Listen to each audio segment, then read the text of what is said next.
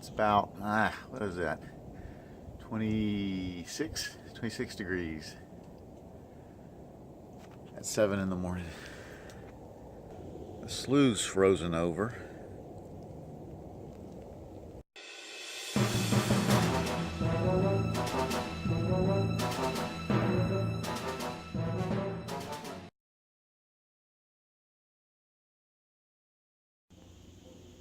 And we're knocking on 50's door, and it's not even noon. So I'd say that the great cold wave of Jake's Bayou is coming to an end, slowly but surely. And let me say right off the bat, it is not lost on me that the cold that we've had down here in the Florida Panhandle is nothing compared to what near the entire rest of the country has felt. I know that. And I know that a lot of y'all look at the numbers that I give out as far as the temp, and you just shake your head. But it is my reality, and I got to prep for my reality. And that's why January 2018 prep of the month has become, whether I liked it or not, about heating. It's been a week almost of below freezing temps at night, and not much more around 40 during the day, which for us is incredibly cold. And a week is a long time. I mean, you know, every now and then during the winter we'll get a night or two below freezing, and that's, you know, that's a big deal. But to go a week with below freezing temps is really an occasion here in the Florida Panhandle. And with an 88-year-old mother that I take care of and am responsible for, I have to see to the heat. I mean, it's not just one of those things where you put on a couple more layers and go. You know, that woman gets a chill if you whistle.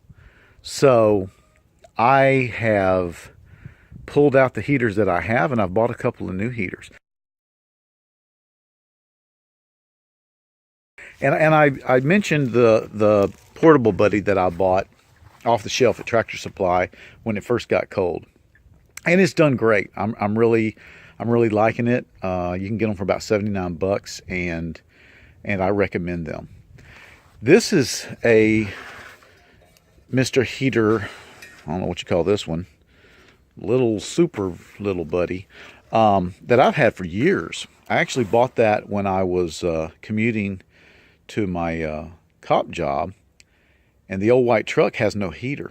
And I actually built a little bracket and bolted this thing to the floorboards on the passenger side, and this was my heater. And I will tell you right now that their anti-tilt off feature works really good, because I could hit a pothole and this thing would go off, and I'd have to turn it back on. So that's something that I've had for a while, and I like that too. Now this is something I just bought, and that's the Big Buddy, the daddy or bigger brother to Little Buddy there. I really would like to know why they name things like this, but anyway, just got it. I'm still on the fence. It's much bigger, and the reason you don't see it here is because it's in the house right now heating up my mom. And so it's in use right now. Right off the bat, there's something wrong with the fan on the one I got. It doesn't seem to want to work half the time. I think it's a bad switch, on-off switch. Now, to be fair, I didn't know a thing had a fan until I got it. So, yeah, that's in itself may not cause me to send it back, but it may. Because, you know, if one thing's wrong, something else might be wrong.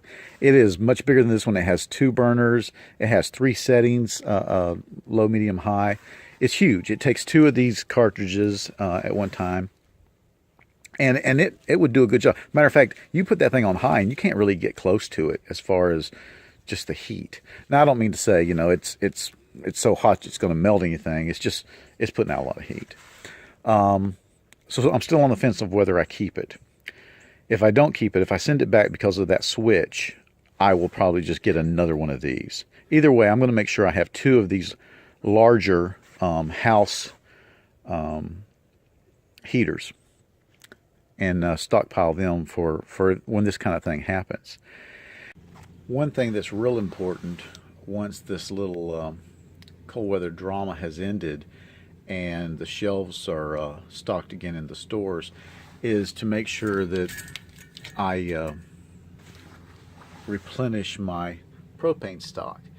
And I've probably used 8 bottles this week, which is not bad, but I like to have, well, what you see here plus about 8 or 10. So, and one thing you want to do is keep these caps on. You can see that if you don't, they get rusted pretty easy, and that ain't cool. Do as I say, not as I do.